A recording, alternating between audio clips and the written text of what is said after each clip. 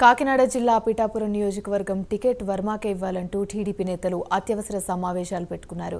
ఒకవేళ TDP Janasena seat కేటాయించకపోతే గతంలో independent అభ్యర్థిగా పోటీ చేసి గెలిచిన వర్మని మరోసారి ఇండిపెండెంట్ గా పోటీ చేయాలని ఆయన మద్దతుదారులు సూచిస్తున్నారు. పొత్తులు సీట్ల పంపకంపై 1-2 రోజుల్లో స్పష్టమైన ప్రకటన వెలువడే అవకాశం ఉంది. చంద్రబాబుపై నమ్మకం ఉందని, ఎవరూ తొందరపడొద్దని అంటున్న మాజీ ఎమ్మెల్యే వర్మతో మా ప్రతినిధి వర్మ ఫేస్ టు ఫేస్. రాజకీయాలు రోజుకో మలుపు తిరుగుతూ ముఖ్యంగా వైసీపీ ఇప్పటికే సీట్ల ప్రకటన అన్ని లిస్టులు కూడా ప్రకటించి ఇంకా కొద్దిమంది లిస్టులు ప్రస్తుతం ఇంకా కొన్ని నియోజకవర్గాల్లో ప్రకటన చేయకపోయినప్పటికీ ఒకవైపు టీడీపీ జనసేనకు సంబంధించి పొత్తులో భాగంగా ఈ ఎన్నికలకి వెళ్తున్న తరుణంలో కొన్ని నియోజకవర్గాల పట్ల ఇంకా కొంత స్పష్టత రావాల్సి ఉన్న పరిస్థితుల్లో ప్రస్తుతం కొన్ని త్యాగాలు చేయాలి, కొన్ని సీట్లకు సంబంధించి పూర్తిగా ఆ ప్రకటన వచ్చే వరకు కూడా ఎటువంటి నిర్ణయాలు తీసుకోవద్దని ఏదైతే టీడీపీ అలాగే జనసేనకు సంబంధించి అధినేతలు ఇరువురు కూడా తమ నాయకులతో సంప్రదింపులు జరిగిన తర్వాత తాజాగా హస్తినలో పర్యటన తర్వాత కొన్ని సీట్లకు సంబంధించి స్పష్టత మరొక 2 రోజుల్లో ప్రకటన చేసే అవకాశం ఉన్న నేపథ్యంలో ముఖ్యంగా ఆంధ్రప్రదేశ్ రాష్ట్రానికి సంబంధించి అలాగే ఉమ్మడి తూర్పుగోదావరి జిల్లాలో ప్రత్యేకంగా పిఠాపురం నియోజకవర్గం నుంచి ఎవరు పోటీ చేస్తారు, అలాగే టీడీపీ నుంచి ఎవరు, జనసేన నుంచి ఎవరు అని కొంత చర్చ చాలా రోజుల నుంచి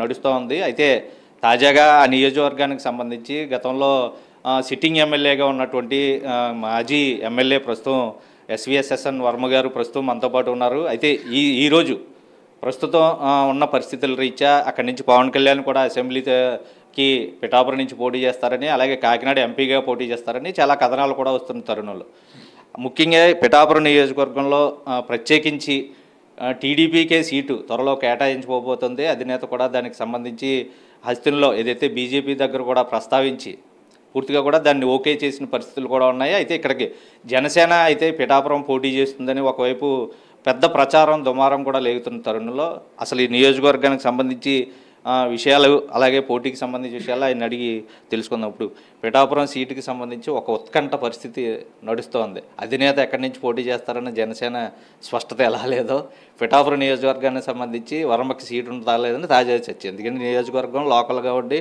మీరు గతంలో ఎమ్మెల్యేగా పనిచేసిన అనుభవం, లోకల్గా వ్యక్తిగత చరిష్మా ఎక్కువ ఉన్న నాయకులుగా మీకు పేరుంది. ఇప్పుడు ఏంటి మీ అధినాయకుడు మీతో మాట్లాడినట్టుగా కొంత వార్తలు కూడా వస్తున్నాయి, ఏంటి విషయం?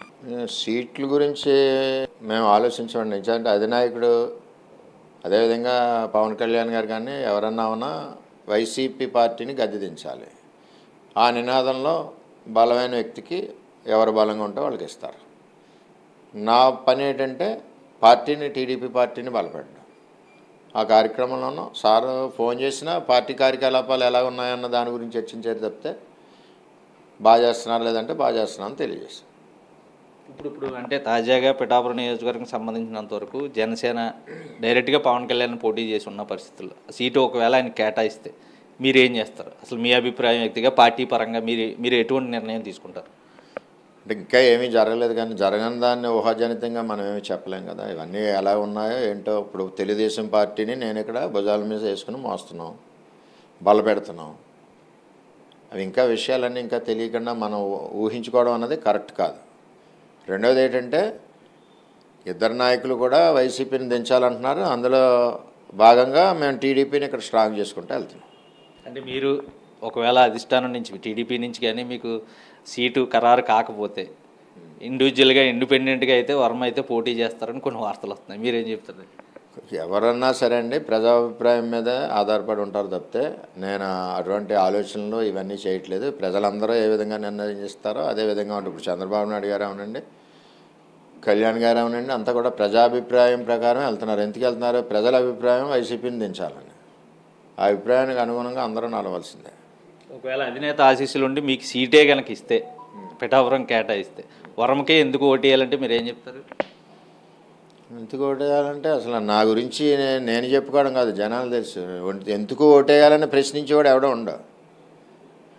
ఎందుకు ఓటేయకూడదు అని ఆలోచన చేసేవాడు ఉంటాడు తప్పితే అంత కింది స్థాయి వరకు పనిచేస్తూ ఉన్నాను. ఇప్పటి వరకు 52,000 హౌసెస్ తిరిగాను, 1,75,000 ఓటర్స్ని కలిశాను, ఎన్నో సమస్యల మీద పోరాడాం. రైతాంగ సమస్యలు, ఈ మధ్యన నీళ్ళు లేవు గ్రామాల్లో, ఆవిడ ఎంపీ నగ్గింది వంగాగీత గారు.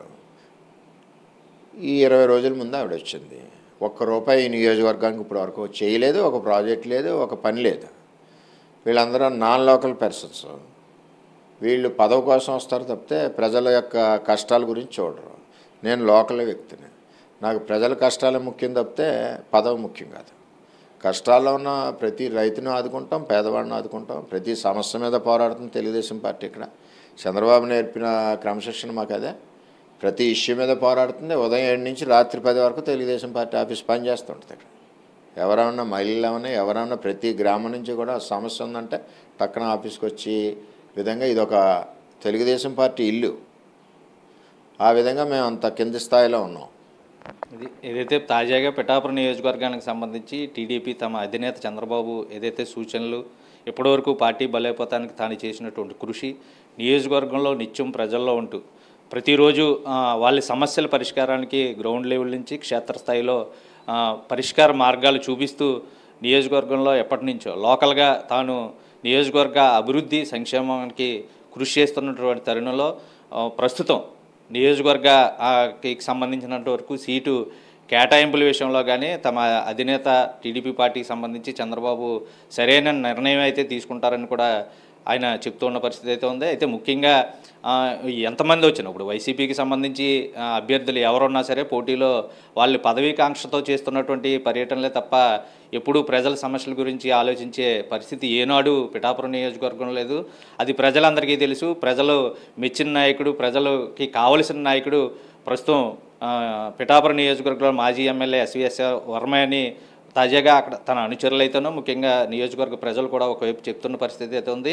అయితే పిఠాపురం నియోజకవర్గానికి సీటు కేటాయింపు విషయాన్ని ఒక స్పష్టత రావాలంటే మరొక 2 రోజుల పాటు వెయిట్ చేయవలసిన పరిస్థితులు అయితే ఉన్నాయి. వీడియో జర్నలిస్ట్ శ్రీధర్తో వర్మ, ప్రైమ్9 న్యూస్.